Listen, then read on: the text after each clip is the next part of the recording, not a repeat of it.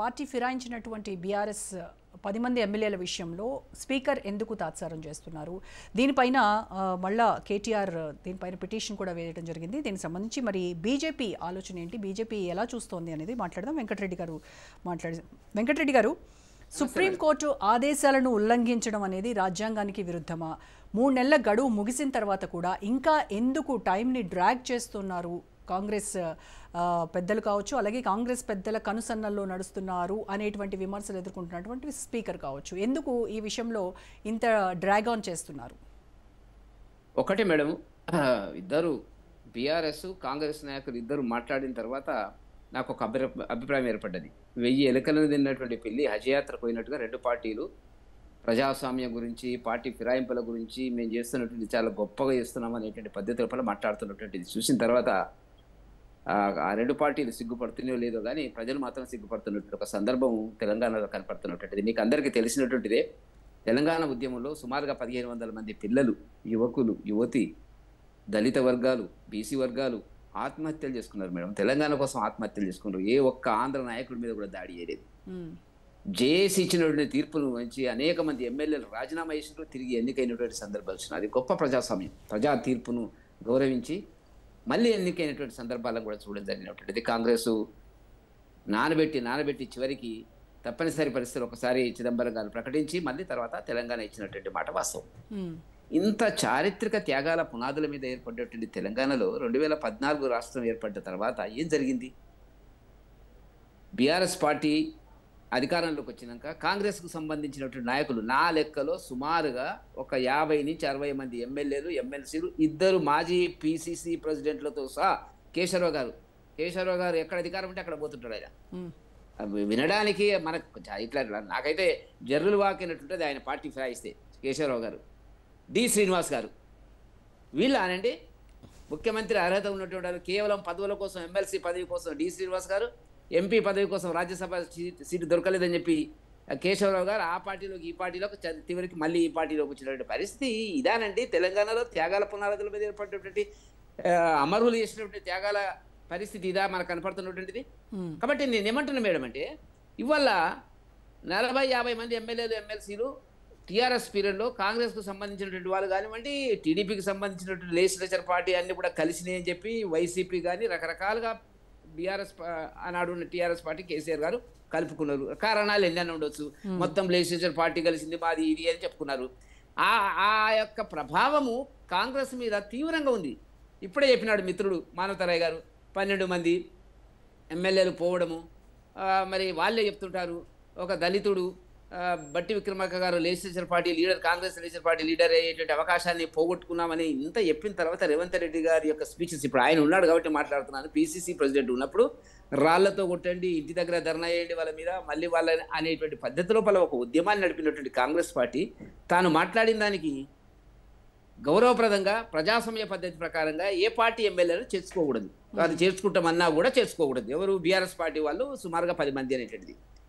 Speaker గారు మీరు అన్నట్టుగా కోర్టుకి వెళ్ళింది, హైకోర్టు, సుప్రీంకోర్టు గవర్నర్ గారు జస్టిస్ ధర్మాసనం చాలా తీవ్రమైనటువంటి వ్యాఖ్యలు చేసింది. వాళ్ళకి ఏమర్థమైందో అర్థం కాలేదో కానీ ఒకటి మేడము ఏం చెప్పింది గవాయ్ గారు, స్పీకర్ నిర్ణయం షెడ్యూల్ 10 కింద ఏ నిర్ణయం అయినా చేయొచ్చు అనేటువంటిది, తను నిర్ణయం చేయాలనేటువంటిది అవన్నీ ఉన్నాయి, లేవని కాదు. కానీ వాటికి మించి గవాయ్ గారు మాట్లాడింది ఏంటంటే, ఇవాళ రాజ్యాంగ సమీక్షకు స్పీకర్ నిర్ణయం కూడా ఉంటుంది, అది రాజ్యాంగ రక్షణ స్పీకర్ గారికి లేదు అనే మాట చెప్పినాడు. ఆయన చెప్పి క్లోజ్ చేసినాడు.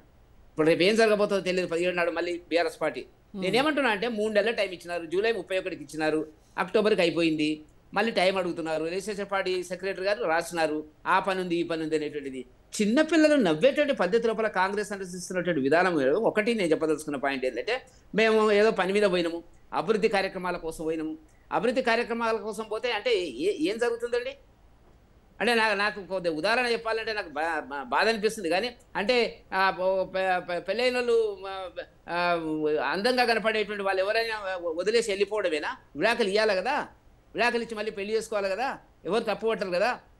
ఇది చెప్తున్నటువంటిది. వీళ్ళు ఏం చెప్తున్నారు? కానీ మరి ఇప్పుడు స్పీకర్ స్వతంత్రంగా నిర్ణయం తీసుకోవడానికి, అనర్హత వేయడానికి వాళ్ళు బీఆర్ఎస్ లోనే ఉన్నారు. బీఆర్ఎస్ నుంచి వాళ్ళు అందుకున్నటువంటి జీతభత్యాల్లో నుంచి పార్టీ ఫండ్ గా 5,000 రూపాయలు బీఆర్ఎస్ అకౌంట్ లోకి వెళ్తున్నాయి. కాబట్టి వాళ్ళు బీఆర్ఎస్ ఎమ్మెల్యేలుగానే పరిగణించబడుతున్నారు అని చెప్తున్నారు కదా.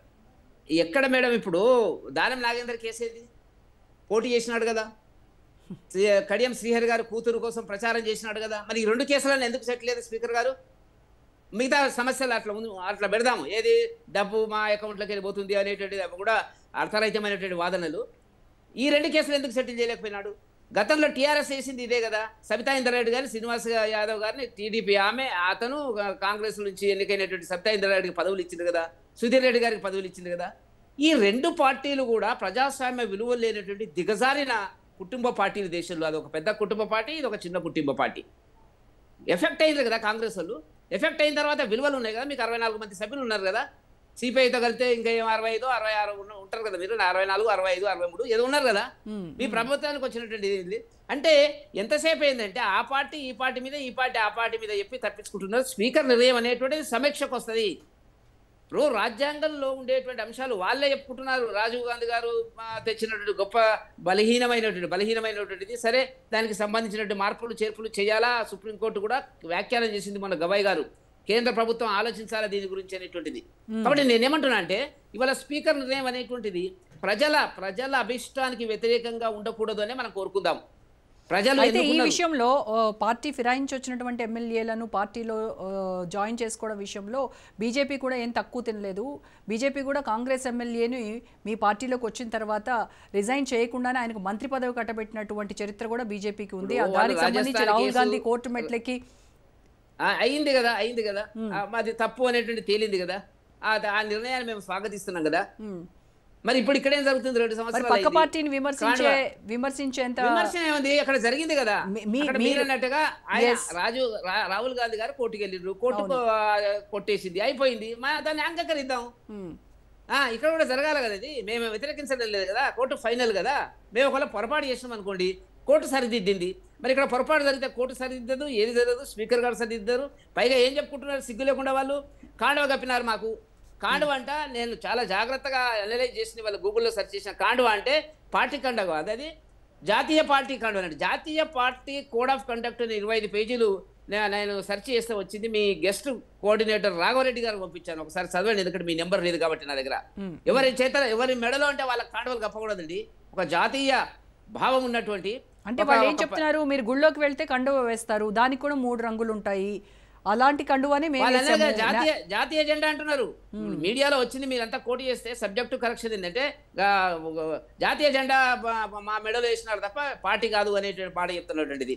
మరి మొన్న మా అరవింద్ గారు వెళ్ళారు ముఖ్యమంత్రి గారి దగ్గరికి ఈ 10-15 రోజుల కింద. మా ఎమ్మెల్యేలు కూడా పోతున్నారు. మరి వాళ్ళకి ఎందుకు గప్పలేదు ఆ కాండువలు? నేనంటున్నా అయిపోయి ఉంటాయి వచ్చిన వాళ్ళకి. కప్పాలి కదా. ముఖ్యమంత్రి గారు చాలా గొప్ప వ్యక్తి. ఏ ప్రతిపక్ష పార్టీ ఎమ్మెల్యేలు వచ్చినా ఎంపీలు వచ్చినా కూడా చాలా గౌరవం ఇస్తాడు. గౌరవం ఇచ్చి కాండువలు కప్తాడు అనే సాంప్రదాయం ఒకవేళ ఉంటే వచ్చిన వాళ్ళందరికీ కప్తే మనకు సంతోషం. సిపిఐ ఆయన వెళ్తాడు కదా, వాళ్ళ ఎమ్మెల్యే ఒక ఎమ్మెల్యే, మరి ఆయన కూడా కప్పాలి కదా. ఇదా మేడం పిల్లలు ఏమనుకుంటున్నారు? వల్ల ఇదే రాజకీయ నీతి.